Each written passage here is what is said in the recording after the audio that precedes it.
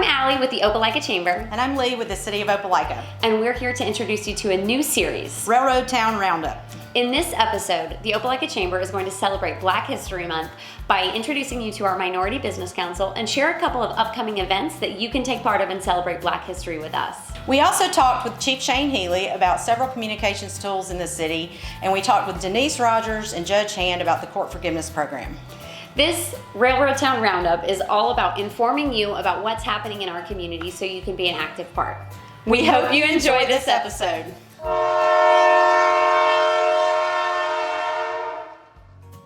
Hi, we're here with Judge Hand and Denise Rogers, and we're going to talk about Opelika's first ever court forgiveness program.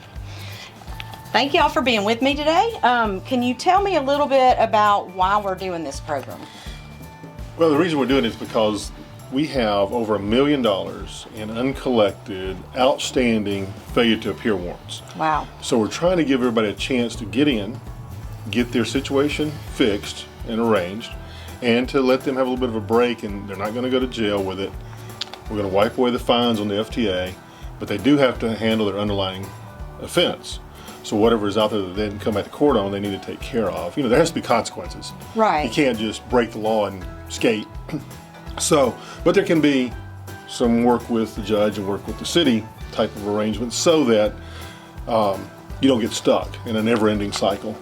And now you don't have to worry about that outstanding FTA, that outstanding failure to appear warrant, if you'll just come down and fix it. Now you got a short window, you got 2 months, February and March, but if you'll come down and talk to us and work with us and show that you want to fix your problem, we're going to work with you.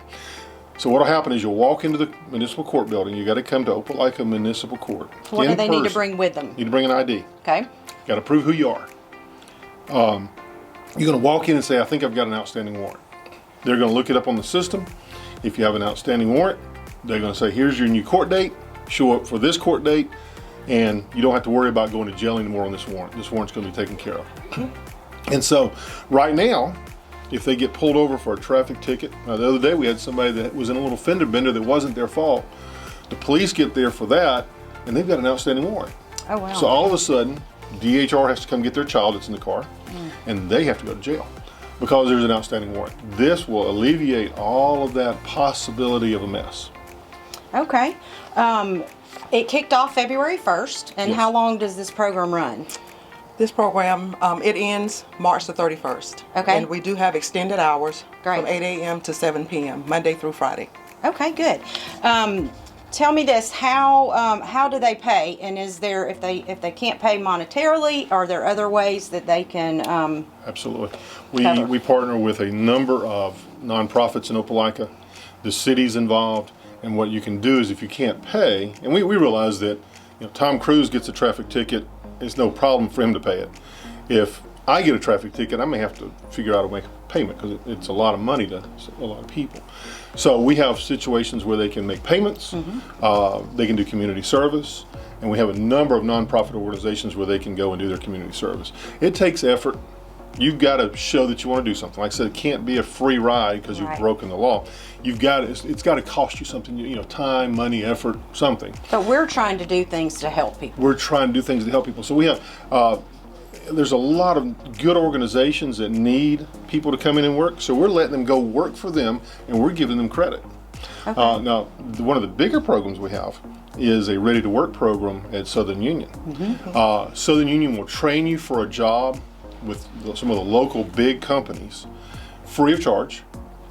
And if you are in court and have fines and court costs associated with something you did, if you'll go do that program and complete it, they'll send me a memo and I'll wipe out. We'll wipe off a lot of the fines and costs you have because you're trying to improve yourself. Wow, and you've that's done great. something to help yourself. Not helping anybody else, it's helping you.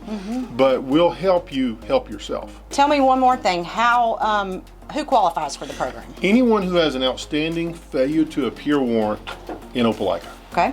It has to be a city warrant. It has to be a failure to, you didn't come to court for something you were supposed to come to court on.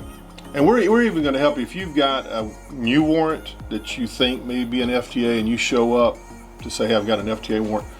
We're not going to arrest you even on that outstanding warrant. We're going to tell you how to fix it and how to go take care of it, which will entail you having to walk down to the sheriff's department, turn yourself in, sign your bond, and walk back out. Okay. But this forgiveness program is on these outstanding failure to appear warrants that people have. Now, is there anything else that's important that people need to know, like when they're coming to take care of this? Anything when they're traveling there? What do people need to know? Well, if they are on their way to our court and if they're stopped by an Opelika police officer, they have every authority to arrest them. Okay. So we just want people to know that they will not be arrested at 300 MLK.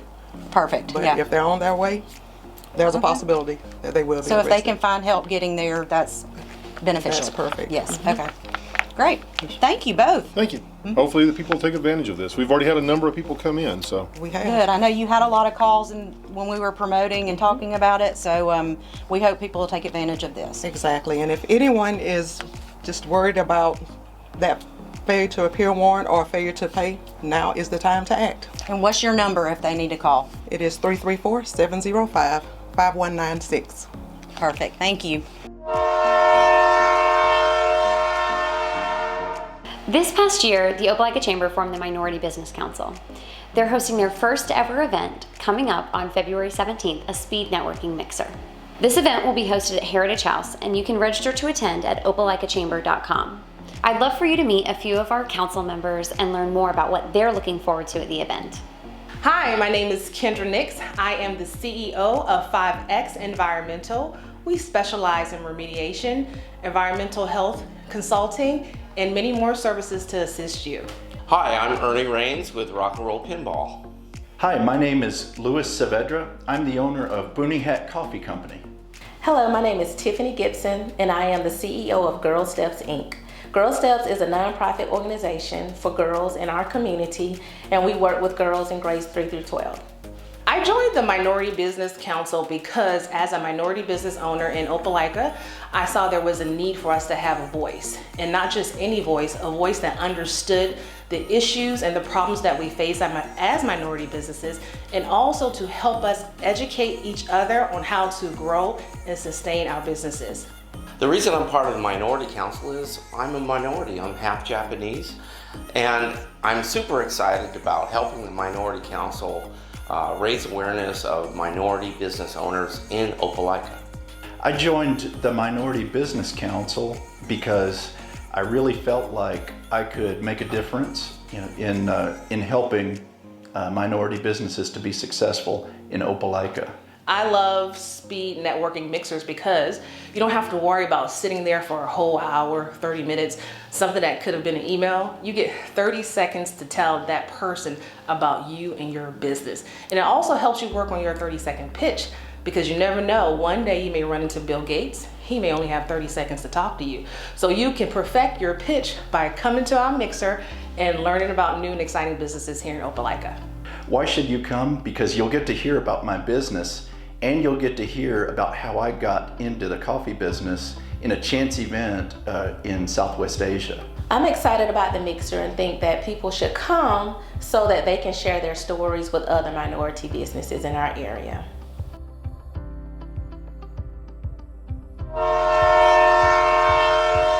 So we're here today with Chief Healy, and we are going to talk about the police department's app. Chief, tell us a little bit, how long has the app been out, and tell us a little bit about why you guys did the app. Yeah, so the app's been out for roughly about a year now, and it was an opportunity that gave us to try to engage with the public a little bit more, and in fact, a little more directly. We want to be able to provide timely information to the citizens of Opelika about things that are going on, traffic hazards, avoid this area, avoid that area. It's just a good opportunity for our citizens to stay connected and know what's going on so that they can make good decisions about being safe. What kind of push notifications do you send out? So we send out obviously weather alerts, just like a lot of folks do, but we send out traffic advisories. Let's say we have an accident on the interstate and traffic's going to be backed up and kind of crazy in a certain area. We'll let people know that so they can avoid the area, take a different route to work if they need to. If we have some sort of an active investigation going on, something going on, let's say at Tiger Town. We can push that information out, let people know if they need to, hunker in place, whatever they need to do. Avoid just to be traffic, safe. Yeah, kind just of thing. something so they can make good decisions about being safe. Okay. What information can be submitted through the app from citizens? So there is an opportunity through our app where you, the citizens, can submit information to us, whether it be tips about crime, you see something going on that you want to get to us, you can remain anonymous, or you can give us your information. So, sometimes we have some follow-up questions, and we would love to be able to reach out and talk to you about that, get some more information. But if you want to remain anonymous, you don't have to fill in that. It's all optional. But we do encourage people, when you see something, even if it's something small, it may be something big to us that helps us break something. The whole see something, say something, yeah, right? see something, say something. So we'd really encourage people to submit those tips. All right, what other resources are available on the app? So there's lots of things on there that talks about things that we do, programs that we're involved in. For example, we have a project that we call Project Safer that helps folks in our community that have special needs or veterans that have some issues, PTSD issues or whatever. They can submit some information to us ahead of time to let us know, hey, what's going on, and so that we can provide a better response, if they ever need help. That's one of them. We have all kinds of different resources. It talks about like our Citizens Police Academy. We're starting out our 2020, our 20 under 20 Academy. That starts next week. You guys stay so busy, I don't know. Yeah, so it's just, there's a million, not maybe a million, but there's a lot of things on there that talk about what we're doing in the community. Is there a calendar on there that kind of lets There's- people know things Yeah, that are absolutely. going on? I was going to just say, there is a calendar, and there's a way for people to kind of plug into the things that we're doing. Okay, great. Do you guys collect any data on anybody? I know people are concerned about that. No, and obviously that was one of the concerns, when we first started this project is, we don't want to collect data on people. We don't know, who has our app, who doesn't. We don't track that in any. We track the numbers. We know how many people have our app and things like that, but there's no data collected on anybody, so we don't know who you are, all that kind of stuff. We don't track anybody. There's no hidden GPS stuff or anything like that. Seeing that you're the police department, you take privacy pretty seriously. Yeah, we do, and we understand that, and we want people to know that, you're safe using our product, and it's a great way for us to stay connected. Tell everybody they can download the app on any of the app stores, correct? Yeah, any of the app stores, whether you have Apple, Google, Android, any of them fancy things and I'm not a technology guy, so I don't really know. But go to on your phone, just go to whatever your app store is, and you can download it. And there's a lot of information on the police department's website. You can find out more there about the app. And I appreciate you being here. Anytime. Thanks.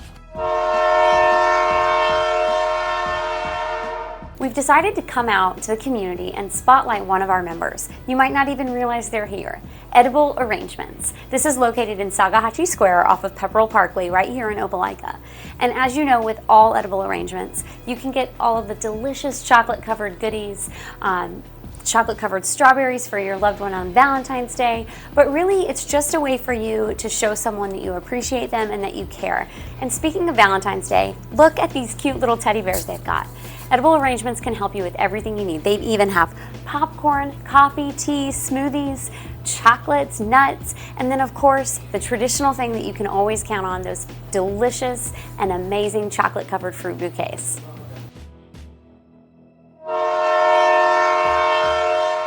So this is a great opportunity for me to flip the script, because you're usually asking me questions. Right. Now I get to ask you some questions. So tell me about Connectoplica.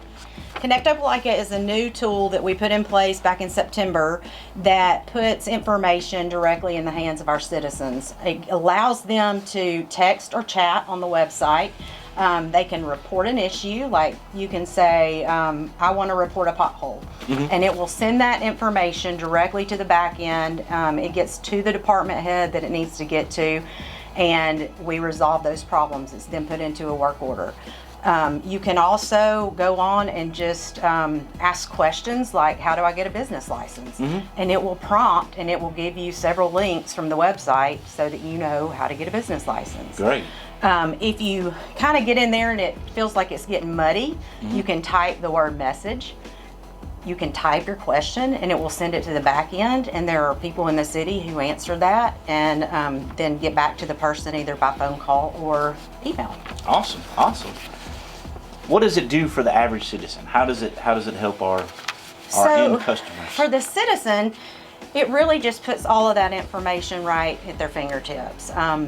They don't have to really dig and look for anything on the website. They can click that little button in the lower right-hand corner that says chat. Gotcha. And they can ask all the questions in the world and get answers, and it connects us to people where they are versus people having to come find us. Awesome, awesome. How does it work? How does Connect Opelika work? So we have several videos that we're going to put on the website here soon that will allow people to see how it works. But the primary thing I need people to know is when they go on and they either text hello to 855-955-5452, you need to wait for just a moment, just a brief moment, and then Connect Opelika will talk to you. It will give you a message and it will tell you exactly what to do, how to ask a question, how to sign up for alerts, or how to send a message. And it walks you through the process. It will ask you for your information, and then it sends that to the back end so we can answer. So this sounds like a great way for our citizens, again, to get information from the city so they can make good decisions for themselves and how to live their life. Absolutely. And what we're hoping it does for our employees is cut down on phone calls, and it's truly a virtual customer service, if you will. And so we hope that it's going to help and benefit the citizens and our staff. All right, now I'm going to throw a curveball at you about it. Is this something, if somebody's wanting to learn about Opelika a little bit that lives outside, would they be able to use this to maybe ask some questions to get some specific information? Yep, they can text that same number. It works for anybody. Anybody in China could look at it if they wanted to. Okay. So it's open for the world to find out more about our great little town. Awesome, awesome. All right, let's see. What are some other ways people can find out about city news and events and things like that? Well, that's a good question. We are on several social media platforms: Facebook, Twitter, Instagram. All of our city council meetings are on YouTube. We have a channel, and on the homepage of the website, people can go there and click our YouTube channel and watch those if they can't make it in person or due to COVID. Great way to stay informed. Yeah, it is. And then, we have other ways, like we have an e-newsletter that we send out once a month. We do things on the radio and in the paper, and so we probably have about 13 touch points where we try to send info out to people. Yeah, I know when we were looking at our app and trying to set up some of our social media, one of the things that we were trying to study was how do people receive their information. And it was fascinating to me to learn that different age groups and different types of people receive their information in different ways. There's still some people that want to get a newspaper delivered to their house and pick it up and read it, and then there's people that they just want to check an app, and, right. So there's all these different ways that we're trying to plug into as the city. So many people have a phone, so there are so many ways through your phone that you can find info about the city. So great, awesome. We're trying. Yep, getting better every day. Every day. As you know, February is Black History Month. We have numerous organizations around our community that are celebrating with special performances. The first performance is on February 26th, being put on by the Opelika Theater Company. They're putting on a community-wide Black History Month showcase called Better Together Opelika. You can catch it at 2 p.m. and 7 p.m. at the Southside Center for the Arts on February 26th.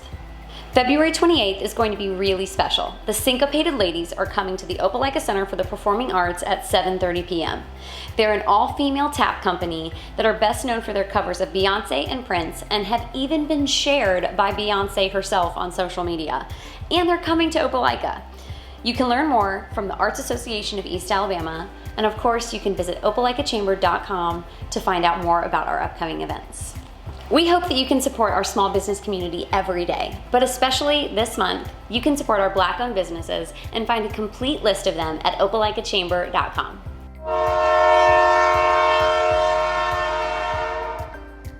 Lee, we made it through our first episode. We sure did. I want to thank our guest for joining us on this episode. Tune in next month and you'll see what's coming.